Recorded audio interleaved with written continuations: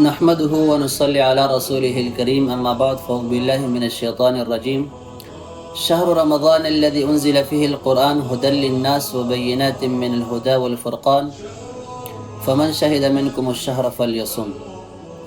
وقال النبي صلى الله عليه وسلم من صام رمضان إيمانا واحتسابا غفر له ما تقدم من ذنبه.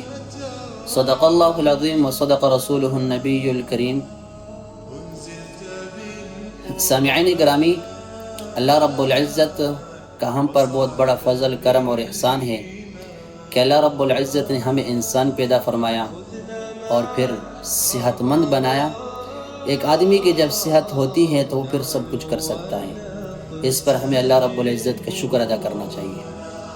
محمد عربی صلی اللہ علیہ وسلم ان مہینوں میں ایک دعا کیا کرتے تھے، وہ دعا یہ ہے: اللہم بارک لنا فی رجب و شعبان و بلغنا رمضان۔ اے اللہ ہمارے لیے رجب اور شعبان کے مہینوں میں برکتیں عطا فرمائیں اور رمضان ہمیں نصیب فرمائیں، ہمیں رمضان تک پہنچائیں۔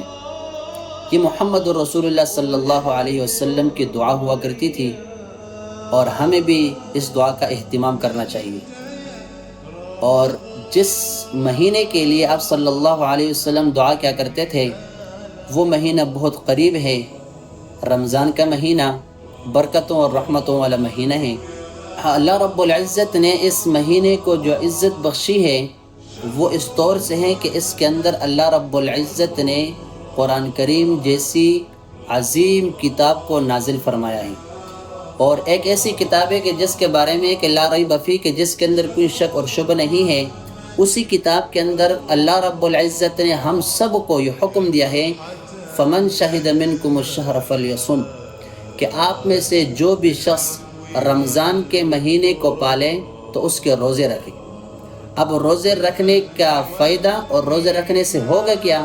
تو محمد عربی صلی اللہ علیہ وسلم نے فرمایا ہے من صام رمضان ایمانا واحتسابا غفر له ما تقدم من ذنبه، کہ جو شخص بھی ایمان کے حالت میں صحیح نیت کے ساتھ رمضان کے روزوں کو رکھے گا تو اللہ رب العزت اس کے پچھلے تمام کے تمام گناہوں کو بخش دے گا اور معاف فرما دے گا۔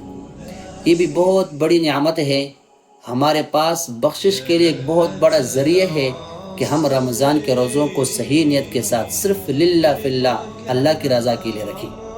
اس رمضان کے اندر بہت سے اعمال کیے جاتے ہیں جو نیک اعمال ہے، اور آپ سب کو معلوم بھی ہے کہ ہر ایک عمل جس کی ایک نیکی ہو تو 70 پر اس کی نیکیاں بدل جاتی ہیں۔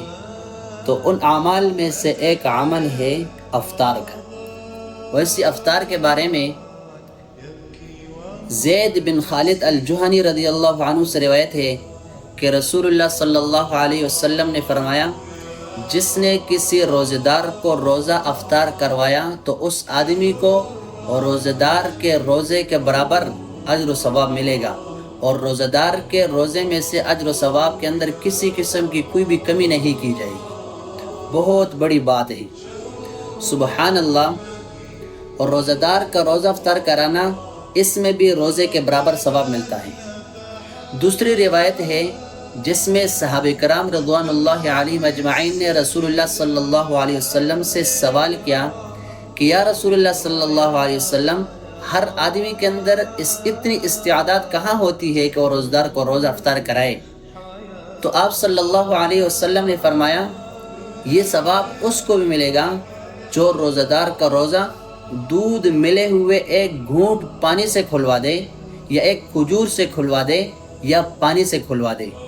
اور جو شخص روزہ دار کو پیٹ بھر کر کھلائے گا تو اللہ رب العزت اس آدمی کو قیامت کے دن میرے حوض سے ایک گھونٹ پلائے گا، جس کے بعد وہ آدمی نہ پیاسا ہوگا، اور اس کے بعد اس کو جنت میں داخل کر دیا جائے گا۔ کتنی بڑی بات ہے۔ لہٰذا آپ حضرات سے درخواست ہے کہ آپ اپنی استطاعت کے مطابق لوگوں کو افطار کروائیں، چاہے وہ ایک گھونٹ پانی کے ذریعے سے ہو، اور ایک کھجور کے ذریعے سے ہو، یا پیٹ بھر کر کھانا کھلانے کے ذریعے سے ہو، جس طریقے سے بھی ہو آپ لوگوں کو افطار کروایا کریں۔ عمر ویلفیئر فاؤنڈیشن کی طرف سے بھی انشاءاللہ العزیز سابقہ سالوں کی طرح اس سال بھی مختلف مقامات پر دسترخوان لگوا کر لوگوں کو افطار کروایا جائے گا۔ آپ حضرات عمر ویلفیئر فاؤنڈیشن کی انتظامیہ سے اس نمبر پر رابطہ کر سکتے ہیں، یا اگر آپ اپنا نام ظاہر نہیں کرنا چاہتے ہیں تو آپ اس عمر ویلفیئر فاؤنڈیشن کے بینک اکاؤنٹ میں اپنی رقم جمع کروا سکتے ہیں۔ اور جو افراد نزدیک ہو دفتر میں آ کر اس ترتیب کو پوچھنا چاہتے ہیں یا فون کر کے اس ترتیب کو معلوم کرنا چاہتے ہیں تو تب بھی اس نمبر پر آپ ہم سے رابطہ کر سکتے ہیں۔ اللہ رب العزت ہم سب کو دنیا کے اندر نیک کام کرنے کی توفیق عطا فرمائے۔ السلام علیکم ورحمۃ اللہ وبرکاتہ۔ يا رحمة الرحمن